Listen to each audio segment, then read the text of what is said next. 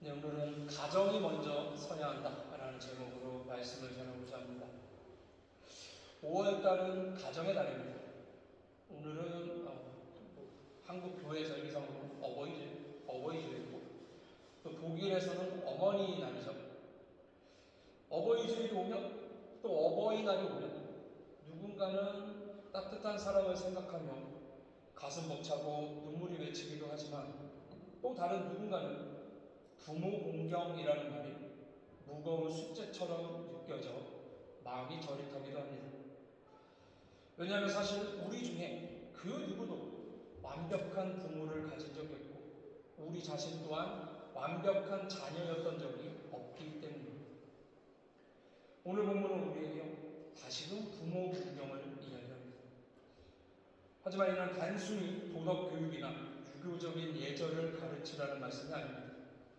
부모 공경은요, 하나님 나라의 질서를 세우는 복음의 핵심 원리입니다. 오늘 말씀을 통해서 우리 가정이 복음 위에서 어떻게 회복이 될 수 있을지 함께 말씀을 나눠보자.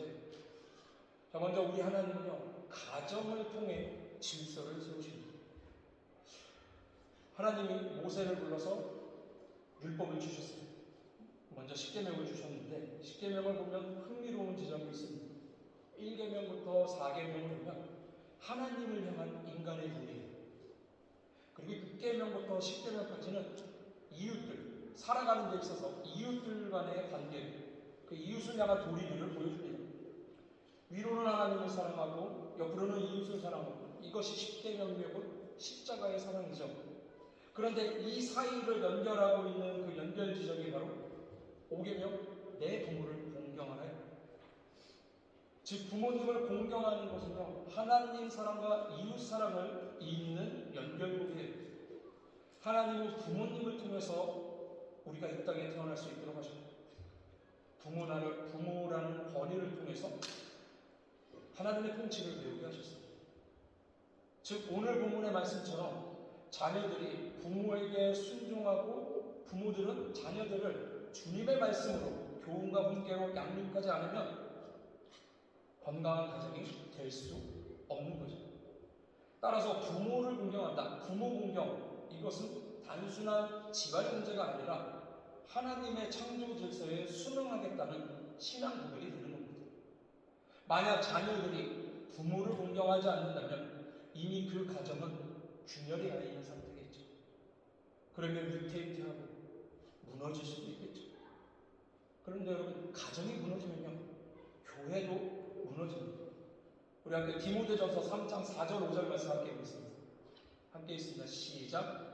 자기 집을 잘 다스려 자녀들로 모든 공손함으로 복종하게 하는 자라야 할지며 사람이 자기 집을 다스릴 줄 알지 못하면 어찌 하나님의 교회를 돌보리요. 자, 이 본문이요, 사도 바울이 디모데에게 당부하는 말씀인데 당시 교회의 감독이라는 직분의 요건을 이야기하고 있는 거예요. 오늘날로 굳이 따져보면 장로와 교역자들이 이에 해당이 되겠죠. 가정을 제대로 다스리지 못하는 사람은 교회도 못 다스릴 거라고 경고를 하는 겁니다. 때문에 우리는 목사든 전도사든 장로든 집사든 간에 가정을 지키고 자녀들을 잘 양육해야 할 의무가 있는 사람들입니다. 제가 지난주에 말씀 중에 전 세계로 흩어지는 유대인들이 안식일을 철저히 지켰더니 결과적으로 어떻게 됐어요? 안식일이 유대인들을 지켰다라는 이야기를 잠깐 한 적이 있죠. 그 결과가 어떻습니까?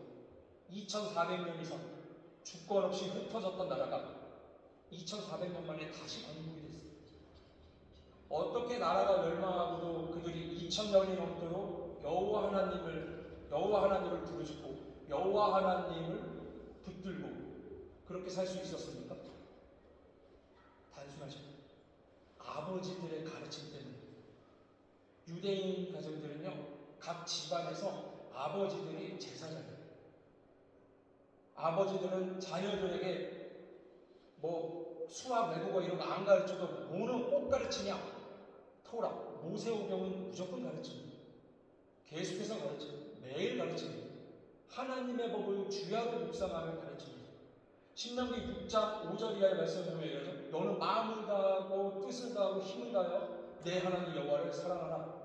오늘 내가 너한테 명령하는 이 모든 말씀을 너는 마음에 새기고 너의 자녀에게 부지런히 가르치는, 집에 앉아 있을 때든지 길을 갈 때든지 누웠을 때든지 일어나 있을 때든지 이 말씀을 강론하며 또 집에 문서 주고 기록을 하고 이마에도 새기고 손목에도 새기고 그렇게 말씀하셨어요.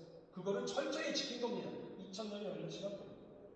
이렇게 하나님의 말씀을 사랑하며 여호와 하나님의 뜻을 알려고 노력을 합니다. 그런데 가르치기만 한다고 해서 될까요? 자녀들이 받아들이지 않으면 말짱 꽝이겠죠. 그래서 이는 분명히 자녀들이 계속해서 그 가르침을 잘 받아들였다는 증거가 돼요. 2000년 이상이나 그 가르침이 유지되었고 결국 나라가 다시 세워졌으니까 우리는 이러한 자세를 본받아야 됩니다.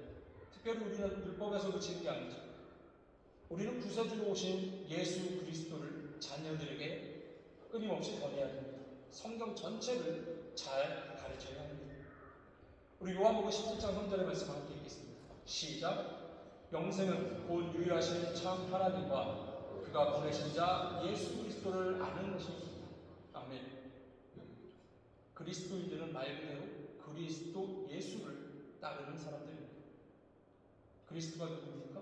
메시아, 그리스도, 예수님이죠. 나는 길이요 진리요 생명이니 나를 말미암지 않고는 아버지에게로 갈 자가 없다 말씀하신 그 말씀을 붙들고 우리 자녀들이요 예수님을 인격적으로 잘 만날 수 있도록 가르쳐야 됩니다. 자녀들이 하나님을, 성경을, 예수님을 종교적인 의무로만 알고 따르지 않도록 살아계시며 말씀하시고 인도하시는 그런 하나님과의 인격적인 만남과 관계를 경험할 수 있도록 우리 자녀들에게 끊임없이 가르쳐야 됩니다. 이는요 부모님이 먼저 그러한 신앙의 삶을 살아가며 일상의 대화 속에서 성경적인 말씀들과 예수님을 자연스럽게 언급할 때에 자녀들의 마음속에 자연스럽게 녹아내는 겁니다. 가정 안에서 자녀들에게 사랑으로 주님의 말씀을 잘 양육하시는 저와 모든 여러분이 되시기를 축원합니다. 할렐루야. 두 번째, 가정이 바로 서려면 여러분 부모 훈림 공경은 필수입니다. 사람들은요 흔히 이렇게 생각합니다. 부모님이 공경받을 만한 분이어야 존경하고 사랑할 거 아니에요. 또 부모님의 직업이 좋거나 돈을 많이 벌어야 한다고 생각을 하죠. 세상적으로 잘 나가야 한다고 생각합니다. 존경, 공경, 야 그러면 우리 세상적으로 흔히 말하는 뭐 금수저나 다이아수저 이런 사람들이나 하는 거지 이런 착각을 할 때가 있어요. 그런 생각들, 그런 세상의 기준 때문인지 부모님의 재력이나 뭐 학력, 직업들이 받쳐주지 않으면 나의 부모님을 부끄러워하는 사람들도 찾아볼 수 있어요. 그러나 성경은 부모의 자격이나 인격적인 완벽함을 조건으로 보고 공경해라 라고 하지 않습니다. 부모의 공경은 부모의 성품에 대한 보상이 아니라 나를 지으신 하나님에 대한 순종이에요. 감정적으로는 힘들 수 있겠죠. 내가 볼 때 우리 아버지가 많이 부족하거나 그렇다면. 하지만 성경이 말하고 있는 이 공경이라는 히브리어 단어 원어가 카베드라는 단어예요. 근데 그 뜻을 찾아보면요. 무겁게 여기다, 가치 있게 대우하다라는 뜻이에요. 존경할 만한 모습이 없어도 가치 있게 여기라는 거예요. 하나님의 명령입니다. 그러면 우리는 이런 것 또한 스스로 다스리고 훈련할 줄 알아야 돼요. 부모님을 대할 때는 내 속마음은 그렇지 않은데 나도 모르게 튀어나오는 말들, 그 말들은 어떻습니까? 짜증이 섞이고 투정을 부리게 돼요. 그리고 얼마 못 가 후회하는 일이 발생하기도 합니다. 이럴 때 마음이 내키지 않을 때, 마음이 따라오지 않을 때라도 우리가 할 수 있는 존중의 방식이 있어요. 평소에 우리는 부모님을 대할 때 거친 대답을 대신 부드러운 언어를 선택하는 연습을 해요. 친하면 친할수록 여러분 말이 막 나옵니다. 이거는 모든 인간관계에서 보내요. 내가 불편한 자리에 가면 말수도 적어지고요, 말도 가려하게 되고요, 눈치도 보게 됩니다. 근데 부모님과의 사이가 막연하고 몇십 년을 함께 살다 보니까 친하단 말이에요. 근데 다툼이 생길 때 그러면 막말이 나올 확률이 더 높아요. 그래서 그런 걸 스스로 다스릴 줄 알아야 되는 겁니다. 또 나의 삶이 너무 정신없고 바쁜 일상 중일지라도 잠시라도 시간을 내서 부모님의 안부를 묻는 그런 시간을 가지시길 바랍니다. 한국에 이런 말이 있죠. 트로트 노래 중에도 있는데 있을 때 잘해라는 말이 있어요. 세월이 갈수록 하루하루 날이 지나갈수록 여러분 부모님과 이 땅에서 함께할 날들이 줄어가고 있는 거예요. 이 사실은 모두에게 동일합니다. 하나님은 우리에게 부모님을 공경하라라고 말씀합니다. 그러면 당연히 공경하는 게 마땅해요. 그리고 우리에게 아버지가 한 분 더 있잖아요. 하나님 아버지. 나의 육신의 부모도 공경하지 못하는 사람이 하나님을 공경할 수 있을까요? 나의 부모님은 완벽하지 못해서 내가 존경하거나 공경하는 그런 대상은 아니지만 우리 하나님은 완전하고 높으신 분이어서 존경의 대상이야. 그렇기 때문에 나는 부모님을, 육신의 부모는 존경하지 않아도 하나님은 경외하고 존경해. 이렇게 말할 수 있을까요? 이런 발언을 한다고 하나님이 흡족해 하실까요? 절대 아닐 겁니다. 제가 두 가지 종류의 영상을 한번 본 적이 있어요. 첫 번째 영상은 국민은행에서 만난 영상인데 그 영상의 주인공이 남자입니다. 자녀와 아버지를 둔 남자. 그리고 몰래 카메라를 진행을 하는데요. 한 3분 50초 정도였는데 제가 이거 영상으로 한번 준비했거든요. 보고 올게요. 컴퓨터 볼륨 좀 켜주세요.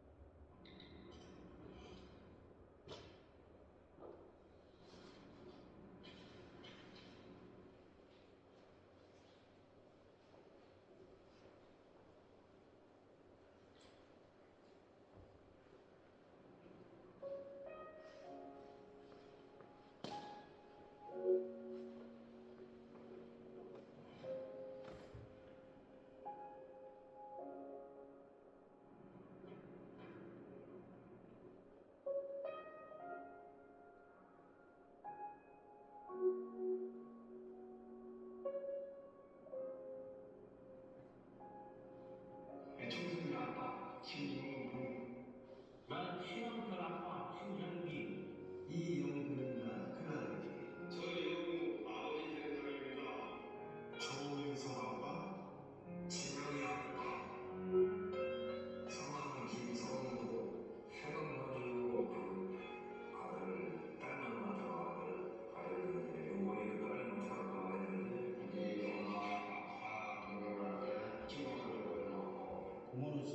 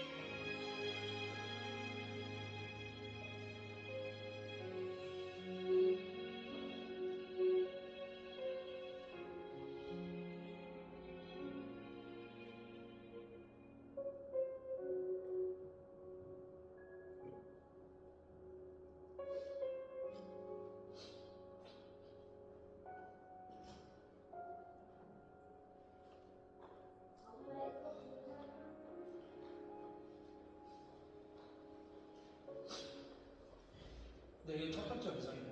KB에서 만들었던 영상인데, 자, 첫 번째 영상은 이거였고요. 두 번째 영상도 있어요. 이거는 영상으로 안 가져왔습니다. 왜? 설교가 너무 길어지니까. 자, 그렇게 잡으면 자, F라서, 자, 진정하는 시간. 올 때마다 듣는 거예요. 자, 두 번째 영상은 삼성카드에서 이제 기획을 해서 만들었던 프로젝트예요. 네, 내용이 어떠냐면, SNS를 통해서 여성분들에게 설문조사를 합니다. 이 20, 30대 여성분들 상대로 존경하는 인물들에 대해서 작성을 해달라고 해요. 존경하는 인물과 이유를 댓글로 달아달라, 이런 이벤트를 진행을 했어요. 그런데 그 중에 가장 존경하는 인물로 자신의 아버지를 꼽은 그 20, 30대 여성분들과 그 아버지들을 초청해서 방금의 이 영상들처럼 이제 몰래 카메라를 진행을 합니다. 이 추첨해서 이 딸들과 아버지들을 한 극장에 이제 둘러 모아가지고 이렇게 앉혀 있겠죠. 그리고 사회자가 소개를 해요. 아버님들 오늘 이 자리에 왜 나오신 줄 아느냐? 옆에 계신 따님이 가장 존경하는 인물로 아버지를 이야기를 했다. 이렇게 소개를 하고 그 극장에서 영상을 보여줍니다. 거기에 이제 모여있는 딸들이 아버지에 대해서 얘기하는 인터뷰들, 참 그런 영상을 보여주는데 너무 감동적이잖아요. 방금 봤던 영상처럼 극장 온 극장이 눈물바다가 될 것 같잖아요. 그런데요, 재밌는 게 있어요. 아버지들 표정이 어떤지 아세요? 웃고 있어요. 표정이요, 자신감으로 가득해요.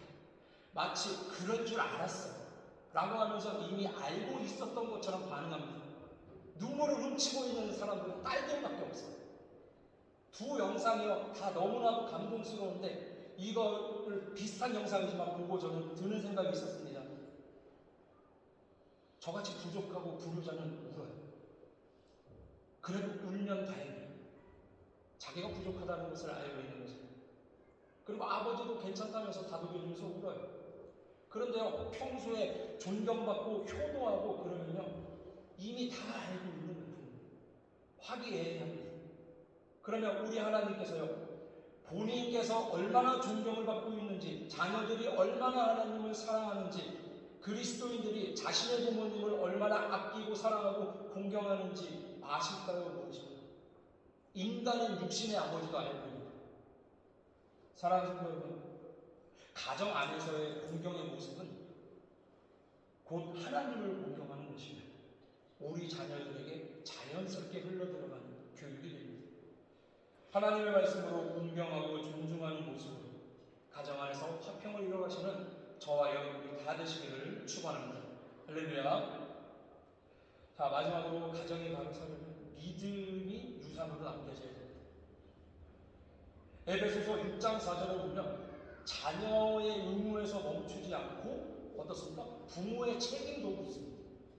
또 아들아 너희 자녀를 노엽게 하지 말고 오직 주의 교훈과 훈계로 양육하라 말씀하십니다.